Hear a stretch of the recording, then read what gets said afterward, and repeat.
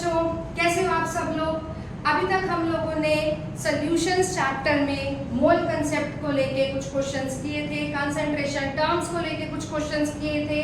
फिर हमारी जो सेकंड वीडियो थी वो थी हमारी हेनरीज लॉ पर। हेनरीज लॉ होता क्या है, उसमें हम लोगों ने प्रेशर का इफेक्ट पढ़ा था और साथ में हम लोगों ने वाइंड अप करते हुए कहा था, कुछ एप्लीकेशंस भी इनफैक्ट हमने पढ़ी थी, और वाइंड अप करते हुए हम लोगों ने कहा था कि हम लोग टेम्परेचर का इफेक्ट पढ़ेंगे। ठीक है, प्रेशर का थोड़ा सा रिवाइज करते हैं, फिर हम लोग टेम्परेचर पर चलते हैं। प्रेशर जो था, अगर वो बढ़ता है तो हमारे पास नंबर ऑफ मोल्स जो कि गैस के हैं वो बढ़ते हैं तुम्हारे लिक्विड में, और उसी से ही हमारी सॉल्युबिलिटी बढ़ रही थी। ठीक है, solubility was inversely proportional to KH। KH was a Henry's law. Fine, वो हमने प्रेशर का डायरेक्टली रिलेशन पढ़ा था सॉल्युबिलिटी के साथ। अब टेम्परेचर की बात करें, जितना ज्यादा टेम्परेचर होता है उतनी हमारी गैस की सॉल्युबिलिटी किसी भी एक लिक्विड में कम होती है। ठीक है, एज मैंने हम लोगों ने पिछली क्लास में एग्जाम्पल ली थी, हमारी सॉफ्ट ड्रिंक्स की ही हम लोग एग्जाम्पल ले रहे थे। जब गर्मी ज्यादा होती है तब हमारे पास गैस जो है, जो सॉफ्ट ड्रिंक्स में गैस पड़ी होती है, वो बहुत कम सॉल्युबल होती है हमारे लिक्विड में, मतलब उनकी सॉल्युबिलिटी कम होती है। दैट मीन्स जितनी ज्यादा गर्मी होती है, अगर सॉफ्ट ड्रिंक एक गर्म है और एक साइड पर मेरे पास ठंडी कोल्ड ड्रिंक पड़ी है, गर्म सॉफ्ट ड्रिंक हमारे को मीठा फ्लेवर देगी एज कंपेयर टू ठंडी सॉफ्ट ड्रिंक। इसीलिए समर्स में हम लोग क्या प्रेफर करते हैं, ठंडी ठंडी सॉफ्ट ड्रिंक को पीना, ताकि उसमें से जो गैस की सॉल्युबिलिटी बढ़ी है और वो गैस का फील अंदर ज्यादा आता है। गर्म सॉफ्ट ड्रिंक पीते हैं तो मीठापन ज्यादा आता है। ठीक है, तो ओवरऑल क्या है, अगर टेम्परेचर बढ़ता है, ठीक है, तो जो नंबर ऑफ मोल्स हैं, we are talking about gas, उसकी सॉल्युबिलिटी डिक्रीज हो जाती है हमारे पास लिक्विड में। ठीक है, दैट मीन्स टेम्परेचर बढ़ रहा है, मतलब भाई KH बढ़ रहा है, KH बढ़ने से सॉल्युबिलिटी घट जाती है। इफेक्ट ऑफ टेम्परेचर का छोटा सा ही टॉपिक है तुम्हारी NCERT में, उसका कंक्लूजन ये लिख दिया मैंने। ठीक है, अब इसको मैं इरेज कर देती हूँ। तुम लोग मेरे इरेज करने से पहले, as I told you earlier, कि अपनी NCERT अपने साथ में रखी जाएगी, उसमें ये टॉपिक, ये जो की पॉइंट है, तुम लोग नोट डाउन कर सकते हो। फिर उसके बाद ये जो मैंने तुम्हारे को क्वेश्चन दिया था ट्राई करने के लिए, we will discuss this question. ठीक है, इतना नोट डाउन करो और मैं इसको इरेज कर देती हूँ।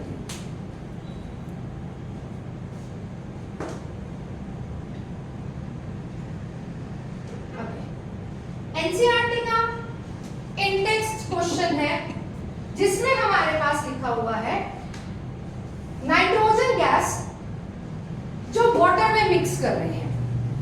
ठीक है, हम लोगों को नाइट्रोजन के मिलीमोल्स निकालने हैं।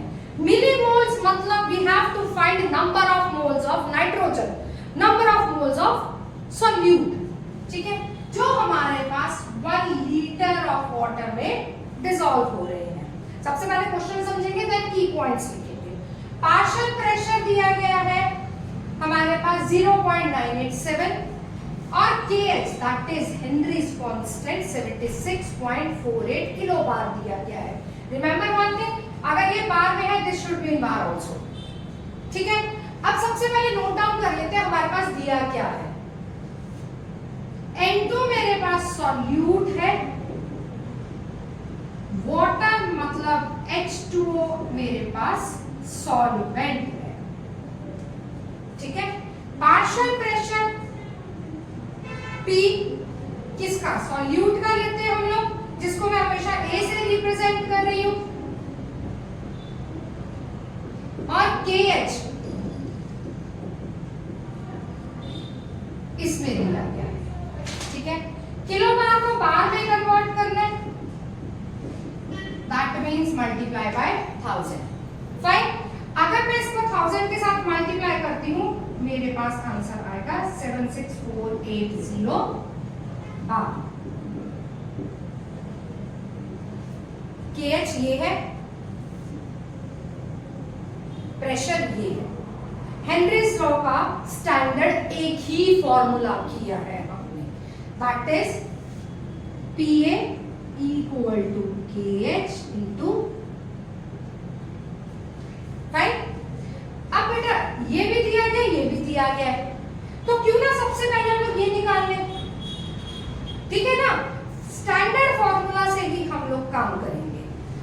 नॉर्मल फॉर्मूला ये था हेनरीज का, अब हम लोग ये निकाल देते हैं।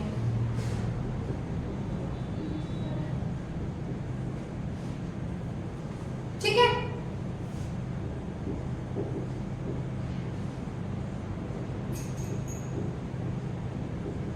कैलकुलेशन मैंने की हुई है, इसको कैलकुलेट करके जो आंसर आ रहा है इतना आ रहा है। फाइन, एक बार इतना देखो, अब मैं ऊपर से ही रेस कर दूं। इतना क्लियर है तुम्हारे को? हमारे पास मोल फ्रैक्शन निकल गया है सॉल्यूट का, सॉल्यूट का मोल फ्रैक्शन निकल गया है। मुझे सॉल्यूट के ही number of moles find out करने हैं, ये मुझे फाइंड आउट करना है। Mole fraction clear? अब मोल फ्रैक्शन का नंबर ऑफ मोल्स के साथ रिलेशन है, ठीक है। ऊपर वाला मैं इरेज कर रही हूं,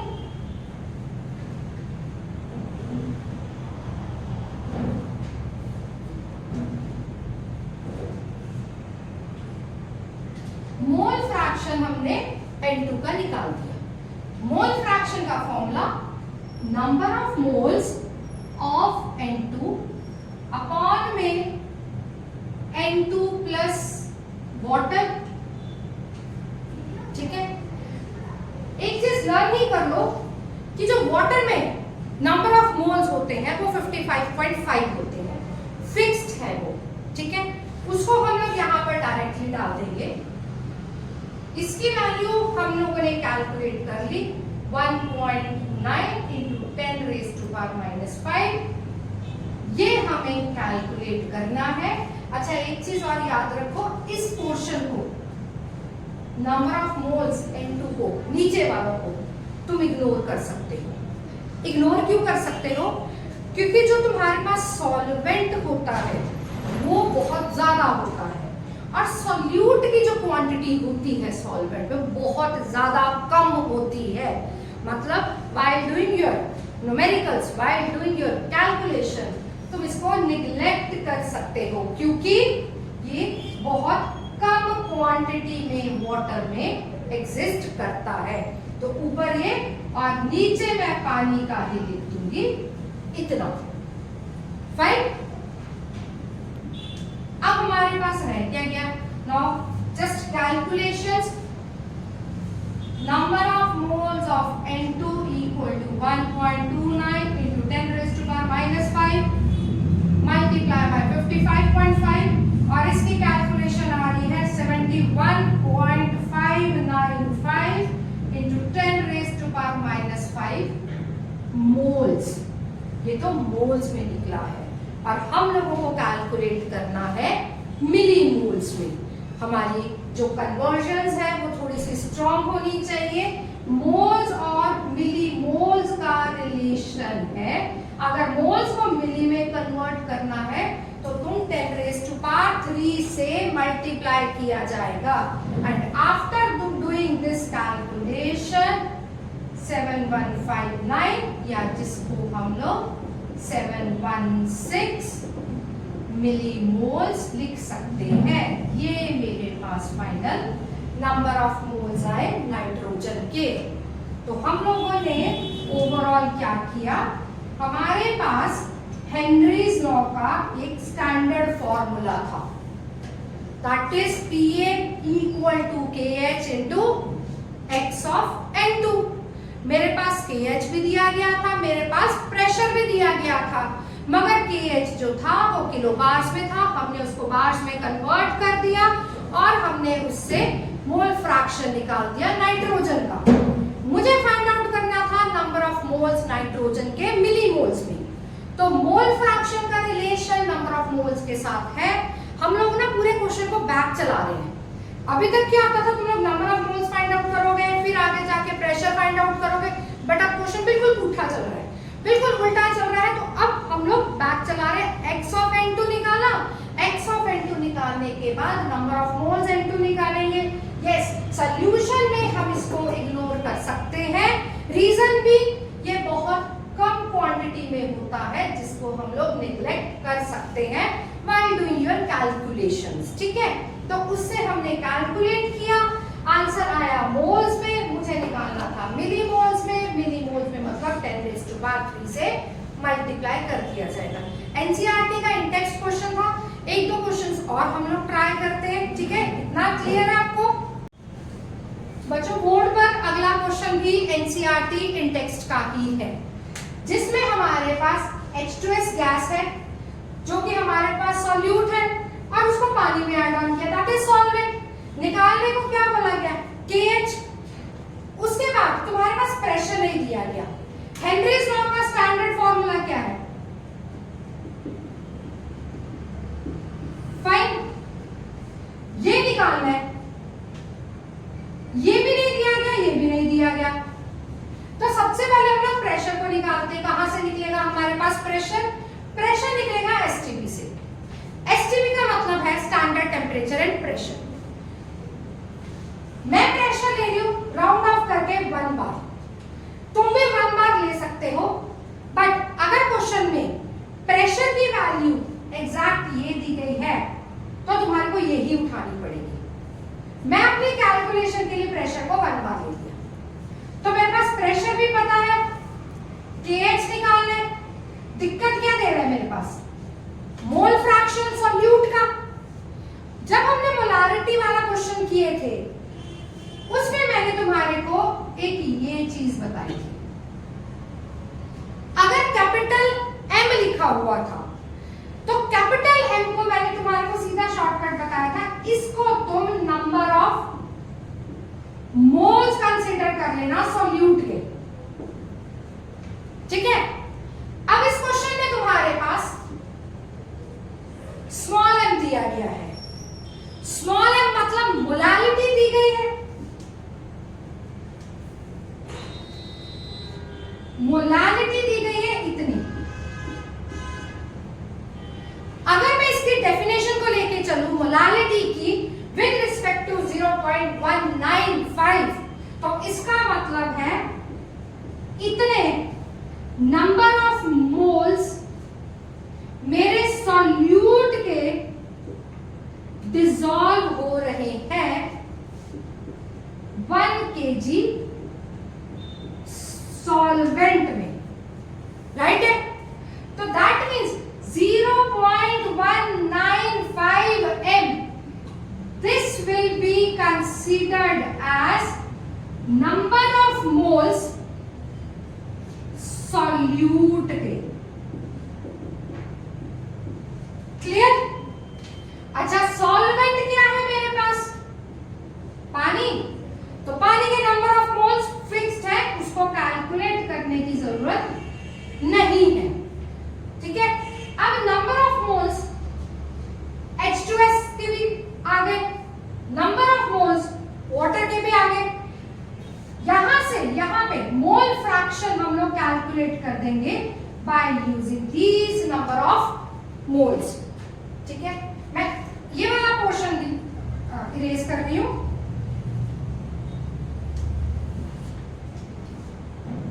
नंबर ऑफ मोल्स निकाल दिए हमने यहां पर, मोल फ्रैक्शन H2S का that is equal to number of moles of H2S upon में number of moles of H2S plus number of moles of water.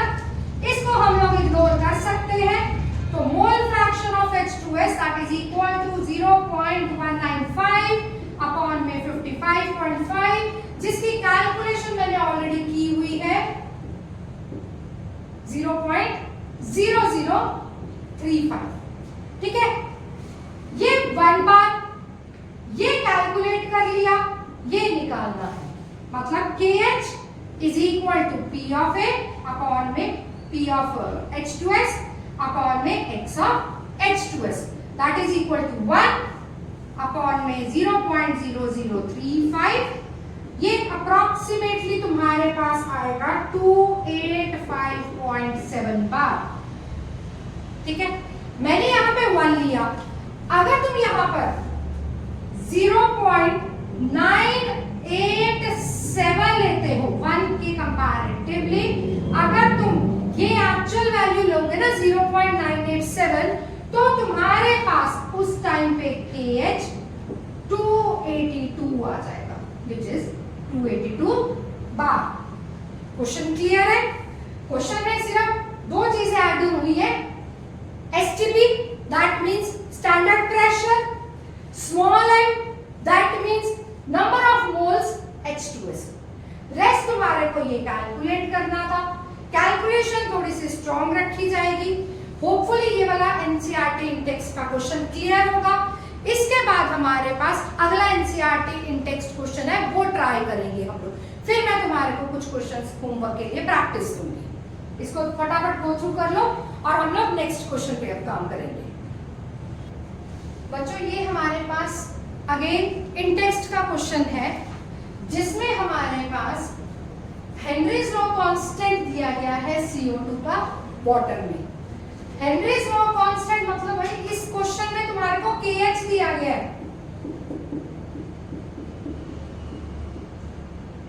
ठीक है, और उसके बाद प्रेशर दिया गया 2.5 ATM, कन्वर्जन जा रही है इसमें 2.5 ATM, कन्वर्जन ATM को पास्कल में कन्वर्ट करना है तो मल्टीप्लाई करेंगे 1.013 into 10⁵ पास्कल के साथ। ये तुम्हारे पास आ जाएगा प्रेशर। हमने निकालना क्या है? हमने निकालनी है क्वांटिटी। क्वांटिटी तो बाद का सिनेरियो है, सबसे पहले हेनरीज लॉ का फॉर्मूला लिख देते हैं। इस फॉर्मूला के accordingly this is given, that means we have to find this. चलो निकालो मेरे साथ में इसको। P अपॉन में KH 2.5 into 1.013 into 10⁵ और KH है तुम्हारे पास इतना, ठीक है। और इससे मैंने अगर कैलकुलेशन करूं 1.517 into 10⁻³ आ रहे हैं मोल फ्रैक्शन, ठीक है। और मोल फ्रैक्शन किसका है? ये वाटर का, सॉरी CO2 का। चलो पहले तो हमारा इतना काम हो गया, फॉर्मूला हमने यूज कर लिया हेनरीज लॉ वाला। अब अगला स्टेप देखते हैं। इसको मैं इरेज कर रही हूं, मेरा इसका कोई काम नहीं है, फाइन। और यहां पर मैं ये आंसर लिख लेती हूं। यूनिट्स पर तुम ध्यान दोगे,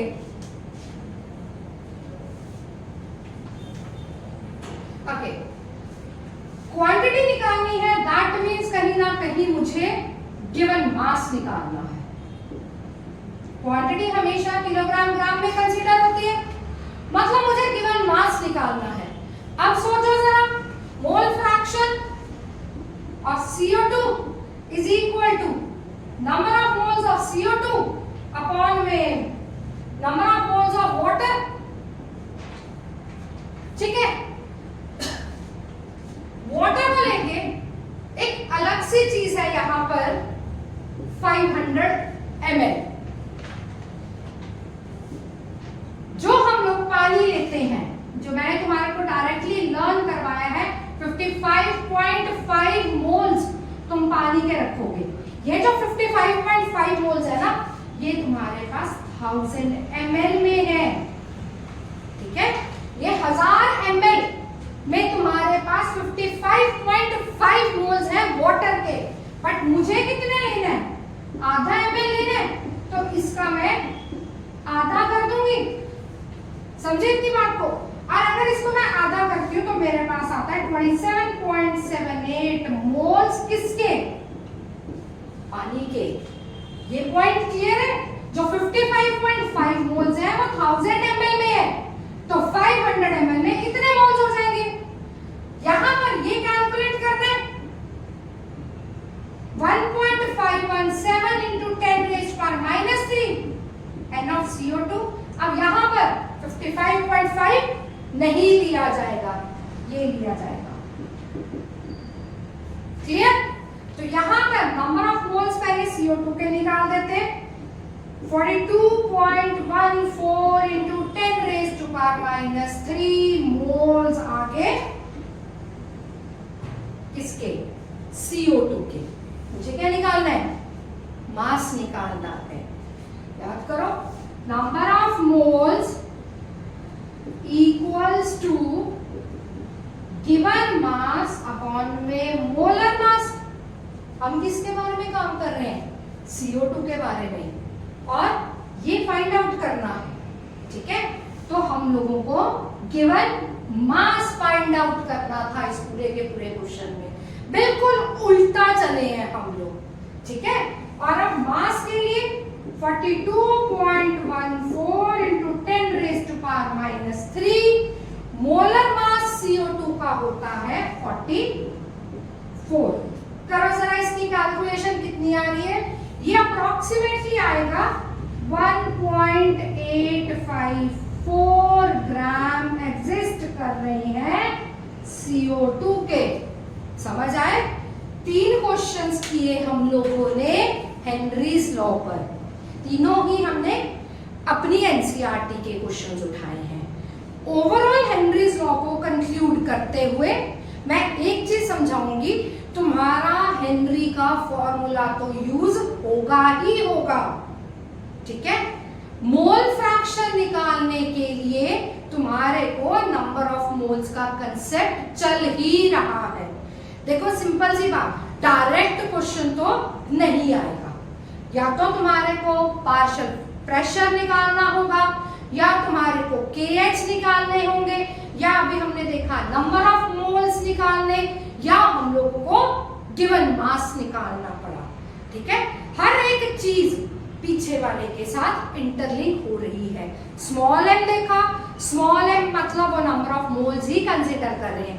अगर टीचर स्मॉल m की जगह जो पीछे हमने क्वेश्चन किया था कैपिटल M लिख देगी तो भी वो नंबर ऑफ मोल्स ही होंगे। तो पहला वाला लेक्चर कहीं ना कहीं हमारे पास इंपॉर्टेंट है। हर एक लेक्चर दूसरे के साथ इंटरलिंक कर रहा है।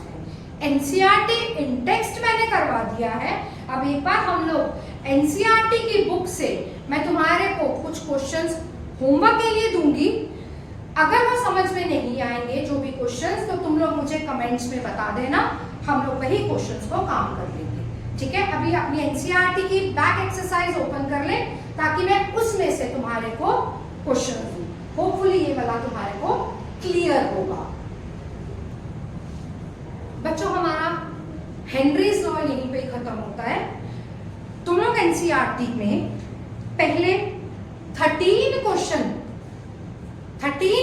तक तुम लोग ट्राई करके देखना, जिसमें तुम्हारे पास मोलारिटी भी है, मतलब कंसंट्रेशन टर्म्स भी है, और हेनरीज लॉ भी है।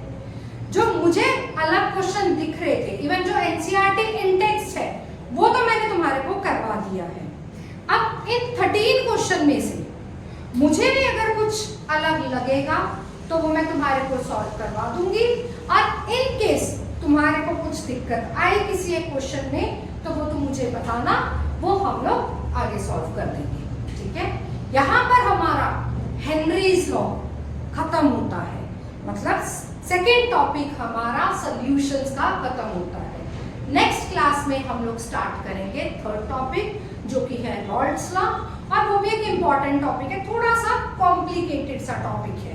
ठीक है, तब तक के लिए अपनी एनसीईआरटी पॉजिटिवली गो थ्रू की जाए, और अगर तुम्हारे को मेरा एफर्ट अच्छा लग रहा है तो डेफिनेटली डू लाइक, शेयर और सब्सक्राइब। और अगर तुम्हारे को लगता है तुम्हारे फ्रेंड्स के लिए हेल्पफुल है तो पॉजिटिवली उनको शेयर करना।